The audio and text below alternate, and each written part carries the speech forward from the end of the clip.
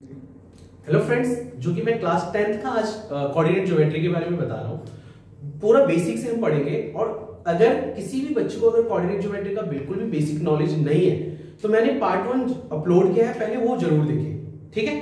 तब ये वीडियो देखेंगे तो आपको बहुत अच्छे से समझ में आएगा। तो क्योंकि मैं क्लास 10th की इंट्रो दे रहा हूँ, ठीक है, तो क्लास 9th में भी था तो बेसिक मैंने पढ़ा दिया।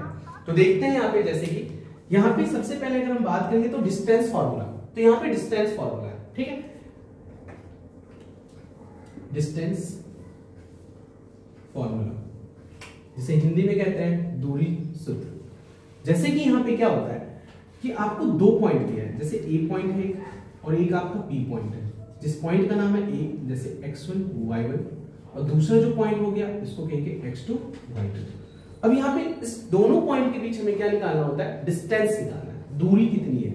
तो A B equal to formula होता है रूट में x2 माइनस में x1 का होल स्क्वायर प्लस में y2 माइनस y1 का होल स्क्वायर।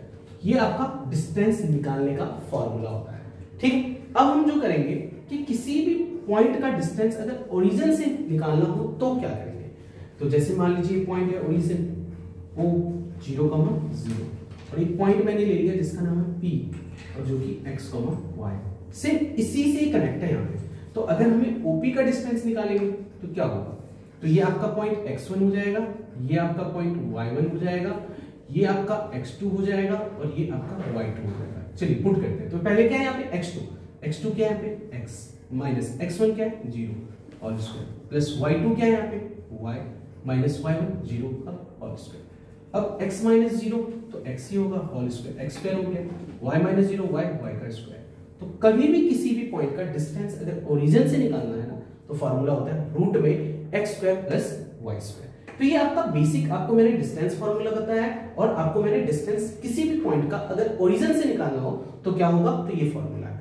अब हम सीखेंगे, आपको ना 3 पॉइंट्स दे देंगे।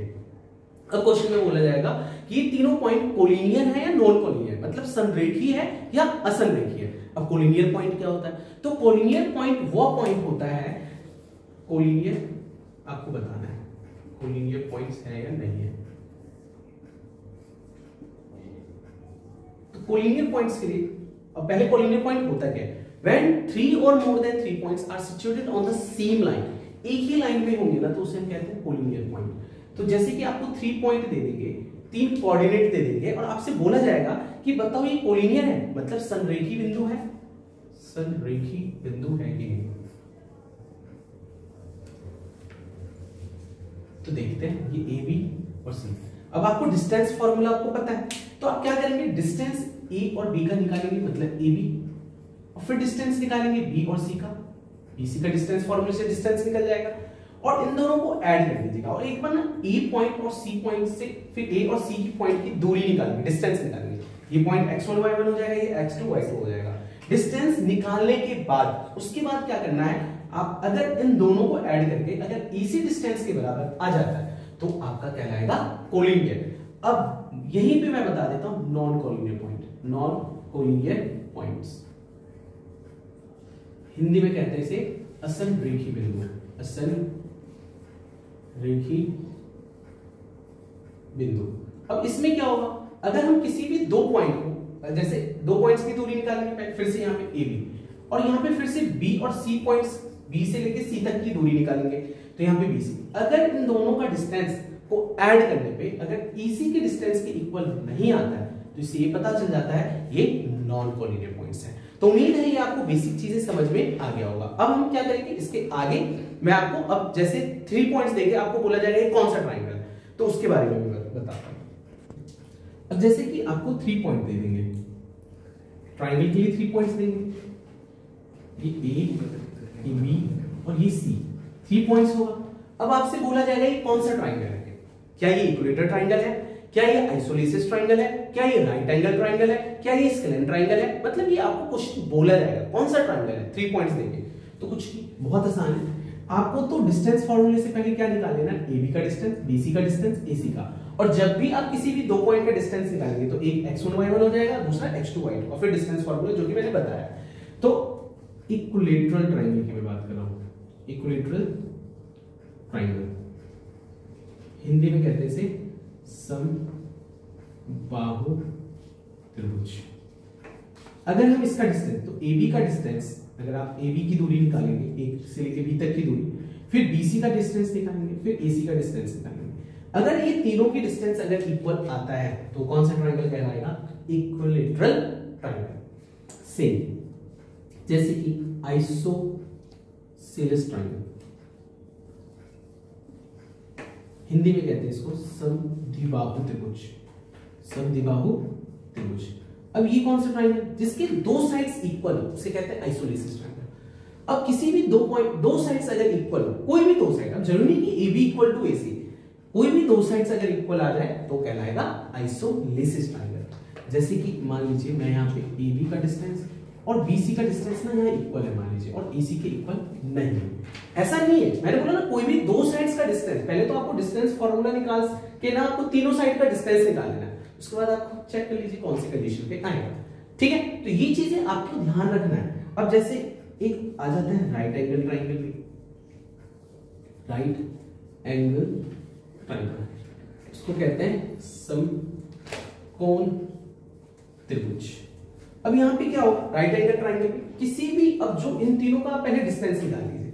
ठीक है, अगर डिस्टेंस निकालने के बाद मान लीजिए यहाँ पे ये राइट एंगल ट्रायंगल मैंने बना दिया, ठीक है, ABC, अगर ये राइट एंगल ट्रायंगल का वर्टिसिस होगा तो आप क्या करना, EC का जो डिस्टेंस, EC लेंथ लंबा है, जो भी उसमें जो लेंथ, जिसका लेंथ लंबा ग्रेटर उसे हाइपोटेनस कहते हैं, उसको H मान लेना है। तो ये H मान लेंगे, ये P मान लेंगे और B। तो अब क्या करना है, इसमें जो ग्रेटर साइड है उसको H मान लेना, उसका H स्क्वायर इक्वल टू अगर P square plus B square के बराबर आ जाए तो कह देना राइट एंगल ट्रायंगल है वो। राइट एंगल ट्रायंगल का वर्टिसिस है, मतलब ये पॉइंट जो होता है वर्टिसिस, वर्टिसिस मतलब वर्टेक्स, वर्टिसिस पोलर हो गया, वर्टेक्स सिमिलर हो गया। अगर वर्टेक्स होता क्या है, जब दो साइड या दो लाइन जहां पे मिलते हैं, जो कॉमन पॉइंट होता है ना, दो साइड का जो कॉमन पॉइंट होता है ना, उसे कहते हैं वर्टेक्स। तो ये प्रूफ हो जाएगा ये तीनों वर्टेक्स राइट एंगल ट्रायंगल के। तो ये बेसिक कॉन्सेप्ट था, आपको 3 पॉइंट्स देके आपसे पूछा जाएगा कौन सा ट्रायंगल है। अब मैं आपको बताऊंगा कि 4 वर्टिसेस देके, मतलब 4 पॉइंट देके आपसे पूछा जाएगा कौन सा क्वाड्रिलेटरल है। अब हम सीखेंगे, आपको 4 पॉइंट्स दिया जाएगा, मतलब 4 वर्टिसेस। वर्टिसेस मतलब बताया मैंने कि जहां दो साइड जिस कॉमन पॉइंट पे मिलते हैं उसे वर्टेक्स कहते हैं। तो 4 वर्टेक्स इसलिए वर्टिसेस। 4 पॉइंट्स देके पूछा जाएगा कौन सा क्वाड्रिलेटरल है, कौन सा क्वाड्रिलेटरल है। तो सबसे पहले मैं बताऊंगा पैरेललोग्राम और एक बताऊंगा आपको रेक्टेंगल। अगर आपको बताना हो कि पैरेललोग्राम है या रेक्टेंगल है, मतलब समांतर चतुर्भुज है, आयत, कैसे पता करेंगे? तो जैसे कि आपको पैरेललोग्राम, पैरेललोग्राम मतलब समांतर चतुर्भुज, और दूसरा है आपका रेक्टेंगल, रेक्टेंगल। तो कैसे पता करेंगे कि इसमें कौन सा होगा, कैसे? तो कुछ नहीं करना, सबसे पहले आपको क्या करना है, सभी जितने भी 4 साइड होते हैं रेक्टेंगल, चारों साइड का डिस्टेंस फॉर्मूले से डिस्टेंस निकालना है। जैसे AB निकालेंगे, फिर BC का डिस्टेंस निकालेंगे, CD का डिस्टेंस निकालेंगे, AD का डिस्टेंस निकालेंगे, मतलब डिस्टेंस फॉर्मूले से चारों साइड का डिस्टेंस निकालेंगे। फिर ना आपको क्या करना है, डायगोनल्स, इसे कहते हैं डायगोनल। डायगोनल क्या होता है? ऐसा लाइन सेगमेंट जो अपोजिट एंगल को मीट करता हो या अपोजिट वर्टेक्स को मीट करता हो, दिस कॉल्ड डायगोनल। ये भी डायगोनल। तो कोई भी क्वाड्रिलेटरल हो, भले वो स्क्वायर हो या रेक्टेंगल हो या रोम्बस हो, कोई सी, उसमें 2 ही डायगोनल्स होते हैं, सिंपल सी बात।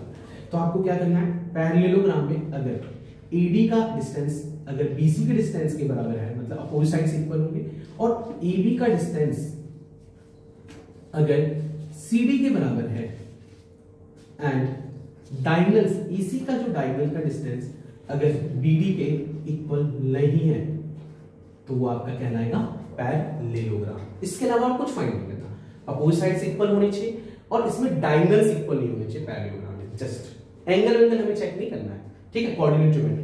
अब सेम ऐसे रेक्टेंगल में, रेक्टेंगल में सेम अपोजिट साइड्स यहां पे भी इक्वल होगा, AB equal to CD and AD equal to BC, opposite sides equal होनी चाहिए यहां पे भी। एंड इसमें डायगोनल्स डिसाइड कर देगा कि ये रेक्टेंगल होगा या पैरेललोग्राम। यहां पे AC जो होगा BD के क्या होना चाहिए, इक्वल होना चाहिए। अगर डायगोनल्स का लेंथ अगर इक्वल आ गया तो वो आपका क्या कहलाएगा, रेक्टेंगल। तो उम्मीद है काफी अच्छे से समझ में आया। अब 2 है, एक आपका रोम्बस है और एक स्क्वायर है, ठीक है। तो मैं आपको समझाता हूं।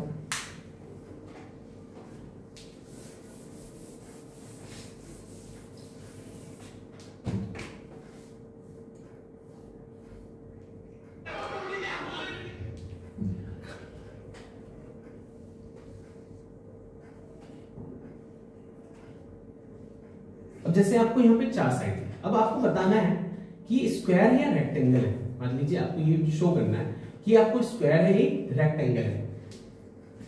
तो स्क्वायर हिंदी में कहते हैं इसे वर्ग, और एक है रोम्बस। रोम्बस इसको कहते हैं समचतुर्भुज। समचतुर्भुज बाकी 4 ही क्वाड्रेटल का नाम है, इसके अलावा और कोई नहीं। या तो आपसे पूछेगा कौन सा क्वाड्रेटल, या तो स्क्वायर, या तो रेक्टेंगल होगा, या तो पैरेललोग्राम होगा, या तो रोम्बस, इसके अलावा नहीं। ठीक है, तो स्क्वायर में क्या होगा? स्क्वायर में आपका ऑल साइड्स इक्वल होगा। पहले तो आपको सिंपल सी बात है, जब भी क्वाड्रेटल क्वेश्चन है चारों साइड का आप लेंथ फाइंड करें डिस्टेंस फॉर्मूले से, फिर डायगोनल्स AC और BD। अब यहाँ पे स्क्वायर में क्या होगा? AB का डिस्टेंस, BC का डिस्टेंस, CD का डिस्टेंस और AD का डिस्टेंस आपस में सभी साइड का लेंथ इक्वल होना चाहिए, एंड इसमें डायगोनल्स भी इक्वल होनी चाहिए। EC का जो लेंथ होगा वही BD का लेंथ होगा, तभी वो क्या कहलाएगा? स्क्वायर, जिसे हिंदी में कहते हैं वर्ग। रोम्बस में क्या होगा? आपका AB equal to BC, BC equal to CD and CD equal to AD। ये आपका हो गया। बट रोम्बस में डायगोनल्स इक्वल नहीं होता है, तो यहाँ पे AC is not equal to BD। तो ये आपको पूरा इंट्रो दे दिया मैंने क्लास 10th का कोऑर्डिनेट ज्योमेट्री। तो उम्मीद है काफी अच्छे से समझ में आ गया होगा। अच्छा लगे तो वीडियो लाइक कमेंट शेयर जरूर करें और चैनल को सब्सक्राइब करें।